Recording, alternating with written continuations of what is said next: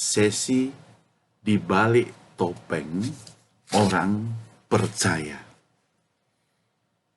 Apa tema yang mau kita lihat hari ini, saudara? Tema yang saya mau share untuk kita adalah ngaku orang Kristen, tetapi kok pakai topeng?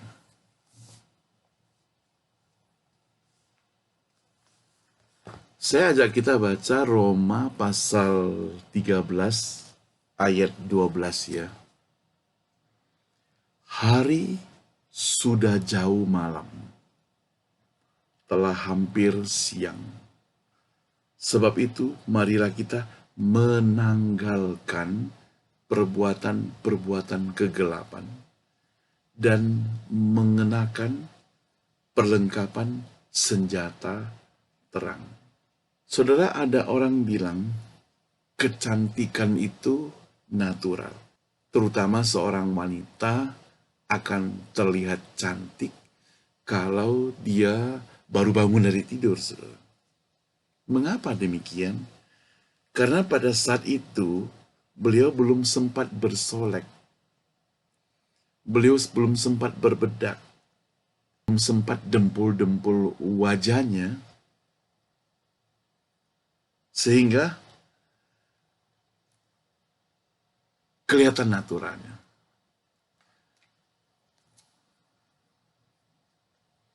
Tetapi saudara, begitu dia habis mandi, berbedak, bersolek, bergincu dan sebagainya, berubah seperti bintang film, saudara. Maafkan saya kalau saya kasih istilah didempul, dipoles, atau sinonimnya dengan topeng. Topeng di sini bukan masker, saudara ya. Topeng di sini adalah ada sesuatu yang melapisi wajah kita seperti begitu. Ada yang melapisi topeng, tertutup.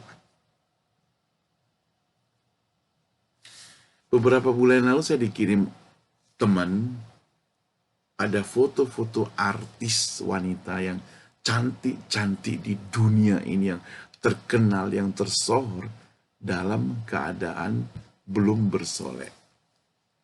Beda, saudara. Sangat beda sekali. Coba Anda search di Google misalnya, cari di situ artis yang belum bersolek. Wajahnya beda. Itu berarti penampilannya itu menjadi cantik karena ada sesuatu yang terpoles di wajahnya, yang saya sebut dengan topeng. Orang percaya, orang Kristen, engkau dan saya juga demikian. Engkau dan saya ini adalah orang-orang yang berdosa. Orang-orang yang bagi Tuhan itu adalah sampah. Tapi Tuhan mau membersihkan sampah itu, mengangkat sampah itu, supaya harkat martabatnya itu lebih tinggi, supaya tidak dianggap sia-sia ciptaannya. Maka kita mesti berubah. Harus ada perubahan. Tetapi seringkali, saudara, perubahan kita itu hanya berupa topeng. Ya. Perubahan kita berupa topeng. Kenapa, saudara? Karena hanya di gereja. Mungkin karena sungkan, karena takut dilihat orang banyak, maka di gereja itu, nah istilahnya itu mungkin mau jaim, jaga image. Jadi tampilannya baik, tampilannya sopan, seakan-akan sabar, seakan-akan rendah hati. Namun begitu ada di luar gereja, maka istilah saya, hantu belaunya pun muncul, saudara. Maka saudara masing-masing sudah memasang topengnya di gereja. Dan waktu dia keluar, dilepaskan topengnya. Yang celakanya saudara, ada yang tidak menyadari sesudah berada di dalam gereja pun tetap tidak mencopot topengnya. Jadi tidak heran saudara, muncul dengan sifat-sifat karakter lama yang dia bawa ke dalam persekutuan, sehingga bisa timbul benturan, bisa cepat sekali keluar kata-kata yang tidak membangun, bahkan tanda kutip maaf, kotor, suka menyakiti, egois, iri hati, gosip, sombong, menghina, dan sederetan topik-topik yang sudah pernah kita sharekan, bahas pada kemarin-kemarin. Dia kan jadi orang percaya yang demikian, saudara. Nah, kadang sifat orang, saudara, ditemukan itu bertolak belakang. Di hadapan orang baik, di belakang, di rumah beda. Jadi kalau mau cek orang itu yang jujur, engkau mau harus tinggal sama dia paling sedikit 1 malam di rumah dia. Bisa kelihatan tanda kutip kebobrokannya. Ya mungkin juga bisa disimpan lah. Mungkin bisa bertopeng-topeng selama sehari, tapi 2 hari, 3 hari. Seringkali yang terjadi adalah kalau ada seseorang yang nginap di rumah kita, ya, baru pertama mungkin disambut baik karena orang baru, tamu. Hari kedua, hari ketiga, keempat, kelima, sudah lewati berhari-hari, saudara.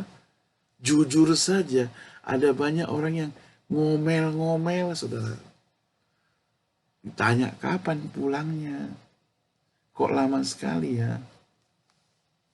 Padahal sebelum datang, cepat-cepat datanglah, datang ke rumahku, main, nginap, dan sebagainya. Tapi orang begitu datang, kapan pulangnya? Saudara, jikalau Anda yang ditanya demikian, kapan pulangnya, kan tidak enak, saudara. Kalau misalnya memang tanpa ada udang di balik batu, dia tanya demikian sih tidak masalah. Tetapi kalau dari penampilannya yang dia tanya, dari kelihatan orang yang bertanya itu, wajahnya itu menyimpan sesuatu, gak enak, saudara. Dia merasa tidak senang kalau kita tinggal kelamaan, saudara. Seorang pertobat baru, kalau dia di gereja itu seperti seorang bayi yang baru dilahirkan. Makin bertumbuh rohaninya menjadi anak remaja. Namun bukan berarti bayi anak remaja itu tidak rohani, bukan. Kadang saudara kita temukan ada orang yang lebih rohani daripada orang-orang yang sudah berpuluh-puluh tahun di gereja, saudara. Dia sudah berpuluh-puluh tahun percaya pada Tuhan. Maka ada banyak hal yang dia lakukan sudah tidak sesuai dengan apa yang Tuhan kehendaki. Kata-katanya, perbuatannya, tingkah lakunya tidak menjadi contoh. Saudara, saya tidak katakan itu merupakan Anda. Ya, mungkin saya. Makanya saya mau evaluasi diri saya setiap hari, saudara. Supaya tidak sampai memakai topeng. Masker sih harus pakai ya. Tapi kalau memakai topeng, itu artinya di hadapan engkau kelihatannya baik. Di hadapan engkau kelihatannya sabar. Itu artinya apa, saudara? Itu artinya pencitraan. Supaya orang lain melihatnya. Nah, semakin lama kita menjadi orang percaya, maka iman kerohanian kita semestinya semakin bertumbuh. Semakin terbangun, semakin membangun. Semakin dewasa. Bukan semakin mundur. Artinya, kalau kita saat ini sebagai orang yang baru percaya masih pakai topeng, maka topeng lama itu harus dibuka supaya kita benar-benar tampil apa adanya. Tapi di dalam apa adanya itu adalah apa adanya yang sesuai dengan keinginan Tuhan, sesuai dengan kesukaan Tuhan. Maka kita harus memiliki apa yang disebut dengan buah-buah roh. Dalam Galatia pasal 5 ayat 22 dan ayat 23, di situ buah-buah roh. Buah-buah roh itu apa? Kasih, sukacita, damai sejahtera, kesabaran, kemurahan, kebaikan, kesetiaan, kelemah lembutan, dan satu lagi, penguasaan diri. Kalau semua buah itu yang sebenarnya adalah satu, itu sudah kita miliki dalam hidup kita, maka oke. Satu saja buah itu hilang dalam hidup kita, sudah tidak oke. Engkau punya kasih, tapi engkau tidak menguasai diri, nggak bisa. Engkau menguasai diri, tapi tidak punya kasih, nggak bisa juga. Kita menemukan ada banyak orang percaya di gereja khususnya, bukan Anda, bukan Anda, bukan. Mereka tampil, mereka berkata beda dengan mereka berbuat. Hati-hati. Mereka berkata dengan mereka berbuat beda. Mereka berkata kasihilah, tapi perbuatannya benci. Mereka berkata jangan punya musuh, tapi kenyataannya punya musuh. Mereka berkata jangan dendam, tapi kenyataannya punya dendam. Jadi tidak bisa. Itu harus sama perkataan dengan perbuatan. Kalau perkataanmu tidak sejajar dengan perbuatan, maka kita disebut sebagai orang yang sedang memakai topeng. Ya. Tidak sejalan. Kelihatannya senyum-senyum, tapi dalam hatinya jahat sekali. Lebih jahat dari mereka yang bukan orang percaya. Bisa jadi, saudara. Dan sekali lagi itu bukan Anda. Pikirannya juga kotor, saudara. Melakukan apa yang dia juga ikut-ikutan. Orang dunia lakukan, dia juga lakukan apa? Cara berpakaian, gak ada bedanya.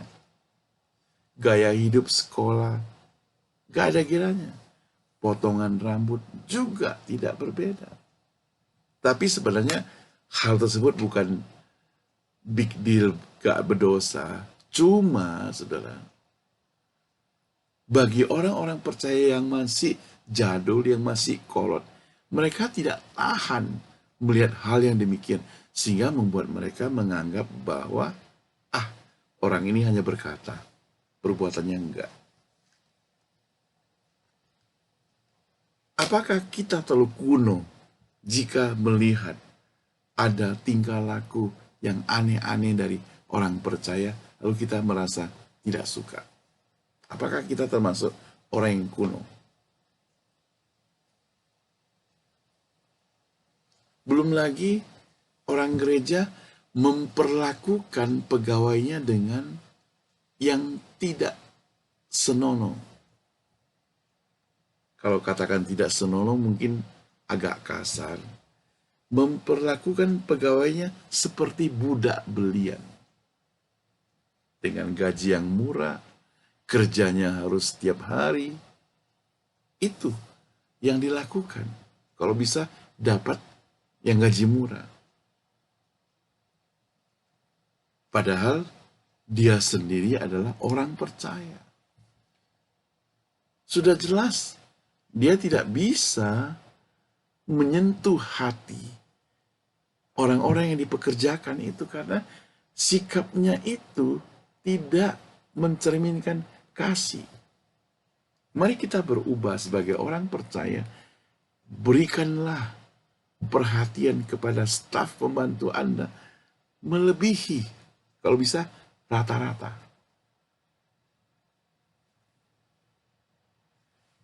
Pada saat di gereja muncul suara pendeta berkata, jadilah berkat bagi orang lain.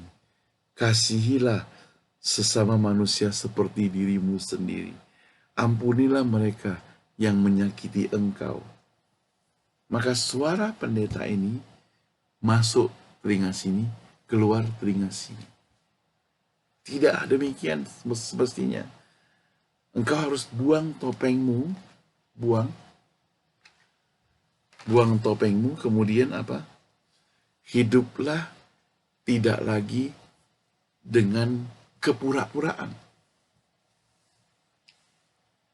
Tapi hidup dengan kejujuran. Kejujuran yang baik, saudara.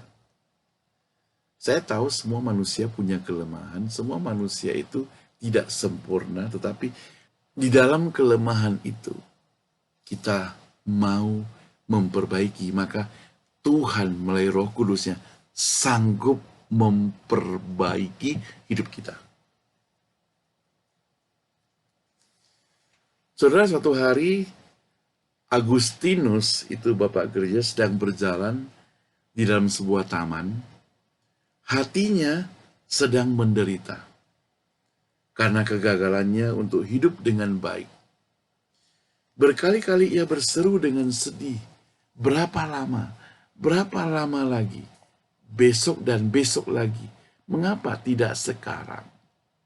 Mengapa tidak saat ini saja berakhir kebobrokan moralku? Tiba-tiba ia mendengar suara berkata, ambillah dan bacalah. Kedengarannya seperti suara seorang anak kecil. Ia kemudian berpikir sejenak, memeras otaknya, mengingat permainan anak-anak yang memakai kata-kata itu, tetapi tidak mendapatkannya. Ia lalu cepat-cepat pergi ke Alpius, temannya yang sedang duduk, serta menaruh banyak buku-bukunya di sana, khususnya surat kiriman Rasul Paulus. Dia katakan, aku mengambil dengan cepat dan membaca dengan tenang bagian pertama. Apa isinya, saudara? Saya bacakan buat saudara. Jangan dalam pesta pora dan kemabukan. Jangan dalam percabulan dan hawa nafsu.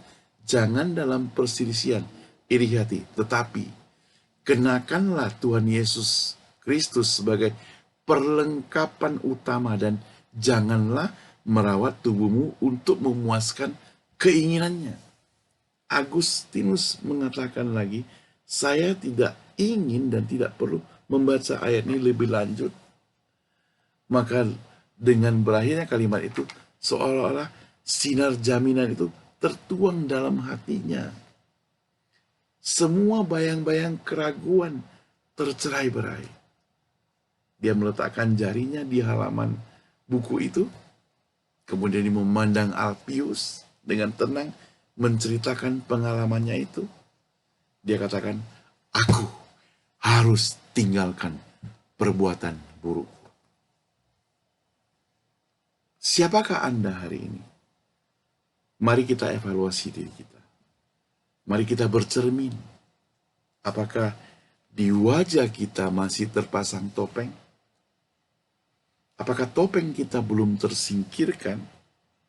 Nah, supaya hidup engkau dan saya benar-benar bersih, saudara, dan transparan, bahkan hidup kita boleh menjadi berkat bagi orang lain, saudara, memang tidak gampang. Tetapi awalnya kita harus membuang topeng kita. Supaya, saudara, kita bisa jujur di hadapan orang, terbuka di hadapan orang, transparan di hadapan orang, dan sungguh-sungguh Tuhan bekerja dalam hidup kita. Nah, saudara ingat apa yang Rasul Paulus katakan? Hari sudah jauh malam. Telah hampir siang. Sebab itu, mari ajakannya. Marilah menanggalkan perbuatan-perbuatan kegelapan dan mengenakan perlengkapan senjata terang. Itu Roma 13 ayat 12, catat ya. Itu berarti ketika kita hendak diperbaharui, kita harus tanggalkan manusia lama. Kalau ada topeng di wajah kita, buang jauh-jauh. Tapi masker jangan sekarang itu. Termasuk kebiasaan lama. Dan kenakan senjata terang. Apa itu? Ini Alkitab. Alkitab ini senjata terang. Senjata terang kita. Yakni Yesus Kristus. Maka waktu itu penampilan kita, hidup kita, hari demi hari akan disempurnakan Tuhan. Mungkin bisa lambat, tetapi pasti. Mungkin bisa lambat, tapi tidak terlambat. Ayo, segera lepaskan topeng kita. Just like Jesus. Anda dan saya pasti bisa. Bisa. Kita berdoa, Tuhan tolong hamba-Mu, tolong kami semuanya, supaya kami tidak berpura-pura lagi, tapi melepaskan topeng hidup yang jahat kembali kepada Tuhan. Dengan memakai senjata terang, jadi orang yang baik, transparan, setia pada Tuhan. Dalam nama Tuhan Yesus yang berdoa, amin. Sampai ketemu saudara di topik-topik yang lain. Jangan ketinggalan subscribe, klik bell atau share kepada orang. Yang sudah subscribe tidak perlu 2 kali, tapi share kepada orang. Sampai ketemu.